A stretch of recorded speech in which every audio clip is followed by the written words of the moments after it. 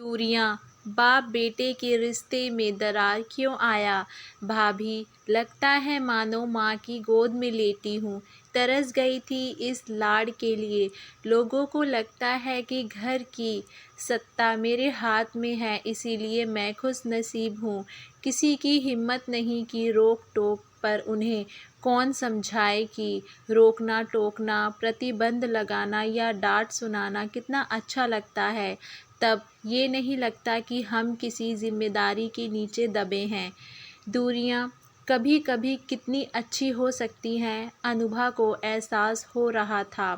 नेहा के जाने के बाद उसे बहुत दिक्कतें आईं। पिता पुत्र के बीच अक्सर छाया रहने वाला मौन और बात बात पर पापा का उसे अपमानित करना, उसकी गलतियां निकालना और विजेता होने के कारण उसकी सही बात को भी गलत ठहराना। अनुभा ने भी ठान लिया था कि वे कभी पापा की बात को नहीं टालेगी। अपमान का घूंट पीना उसके लिए कोई आसान नहीं था, पर तरुण और नेहा के सहयोग से उसने धैर्य की कुछ घूंटें यहाँ पी ली थीं और कुछ वे अपने साथ सहनशीलता को एक तरफ से दहेज में ही लेकर आई थी। माँ ने ये पाठ बचपन से पढ़ाया था, क्योंकि वे इतना तो जानती थी कि चाहे आप कितने ही क्यों ना पढ़े लिखे जाएं, कितने ही पुरुषों से आगे क्यों ना निकल जाएं, सहनशीलता की आवश्यकता हर मोड़ पर पड़ी है। गृहस्थी चलाने के लिए शायद इसे वे परंपरा ही मानती थी। वे चुपचाप पापा के सारे काम करती, समय पर उनको खाना देती, दवा देती और सुबह शाम सैर करने के लिए जिद करके भेजती। वे कुछ अलग नहीं कर रही थी, ऐसा तो वे अपने मायके में भी करती थी, केवल रिश्ते का नाम यहाँ अलग था, पर रिश्ता तो वही था। पिता का उससे गलतियाँ होती थीं, स्वाभाविक ही है।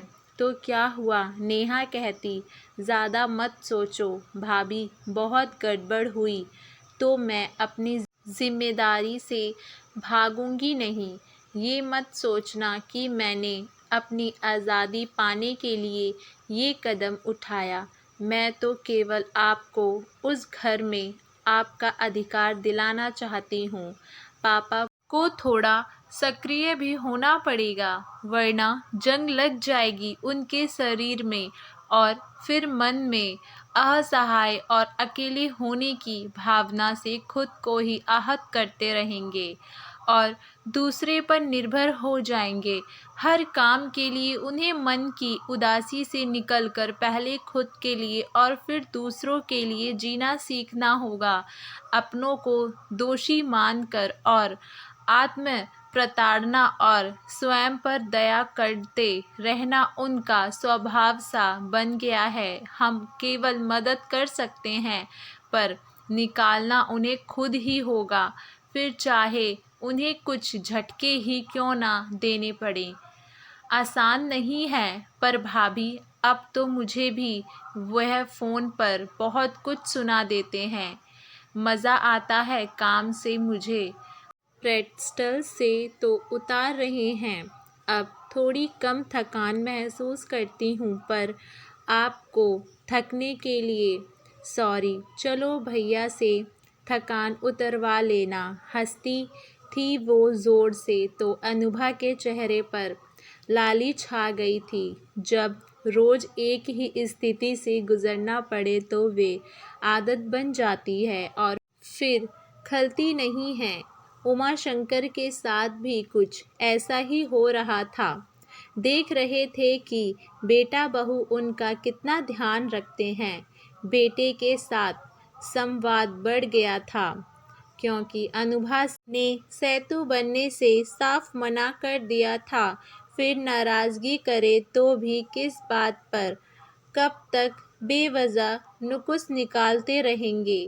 जब वे पार्क में सैर करने जाते थे तो देखते सुनते तो हैं कि बूढ़े माँ बाप के साथ कितना बुरा व्यवहार करते हैं बेटा बहू।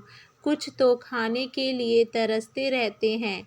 ना समय पर खाना मिलता है, ना दवा, और पैसे के लिए भी हाथ फैलाते रहो। महानगरीय जीवन की त्रसदी से अवगत है वे।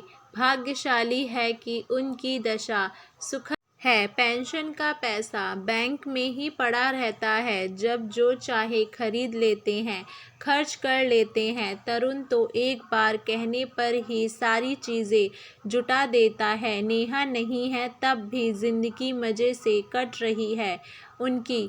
जब इंसान आत्ममंथन करने लगता है तो दिमाग में लगे जाले साफ होने लगते हैं। पिता पुत्र के बीच खिंची दीवार धीरे धीरे ही सही दरकने लगी थी। बहू बेटी नहीं बन सकती, ये मानने वाले उमाशंकर उसे बहू का दर्जा देने लगे थे। उसके विजेते होने के बावजूद नेहा ने जो दूरियां बनाई थी, वे अनुभा को, तरुण को उनके पास ला रही थी। नेहा, उमाशंकर ने जैसे ही आवाज़ लगाई तो उसे गले में ही रोक लिया। कमरे के भीतर ही सिमट गए। नेहा का नाम अनुभा, में आज शाम को खिचड़ी ही खाऊंगा, साथ में सूप बना देना। अगर दिक्कत ना हो तो। रसोई के दरवाजे पर खड़े उमाशंकर ने धीमे स्वर में कहा। झिझक थी उनके स्वर में। समझती है अनुभा, वक्त लगेगा दूरियां खत्म होने में। एक एक कदम की दूरी ही बेशक तय हो, पर शुरुआत तो हो गई है। वे इंतज़ार करेगी जब पापा उसे बहू नहीं बेटी समझेंगे। नेहा भी तो कब से उस दिन का इंतज़ार कर रही है। वे जानबूझकर आती नहीं है मिलने भी, कि कहीं पापा उसे देख फिर अनुभा के प्रति कठोर ना हो जाएं। बहुत गिलना होती है कई बार भाभी, मेरी वजह से आपको इतना सब झेलना पड़ रहा है। कल जब अनुभा से बात हुई थी तो नेहा ने कहा था, गिल्टी फीलिंग से बाहर निकलो नेहा, सब ठीक हो जाएगा। आ जाओ थोड़े दिनों के लिए, तरुण भी मिस कर रहे हैं तुम्हें। अनुभा ने सोचा कल ही नेहा को फ़ोन करके कहेंगी कि उसे आ जाना चाहिए मिलने। बेटी है वे घर की। अनुभा को अधिकार दिलाने के चक्कर में अपना हक और अपने हिस्से के प्यार को क्यों छोड़ रही है। वह तो कितना तड़प रही है सबसे मिलने के लिए। फ़ोन पर चाहे जितनी बात कर लो, पर आमने सामने बैठकर बात करने का मज़ा ही कुछ और होता है। सारी भावनाएं चेहरे पर दिखती हैं तब। अरे पापा बिल्कुल बन जाएगा, मैं भी आज खिचड़ी ही खाऊंगा और साथ में सूप, व मज़ा आ जाएगा। तरुण उनके साथ आकर खड़ा हो गया था। दोनों साथ साथ खड़े थे। अपनेपन की एक सौंधी खुशबू खिचड़ी के लिए बनाए तड़के के साथ उठी और अनुभा को लगा जैसे आज दहलीज पार कर उसने सचमुच अपने घर में प्रवेश किया। आशा करती हूँ आप सभी लोगों को हमारी इस स्टोरी का सेकंड पार्ट भी पसंद आया होगा। आप लोगों की इस कहानी को लेकर क्या राय है, हमें नीचे कमेंट बॉक्स में अपनी राय ज़रूर बताइएगा। और हमारे चैनल वानी वॉइस को लाइक, शेयर, सब्सक्राइब करना ना भूलें।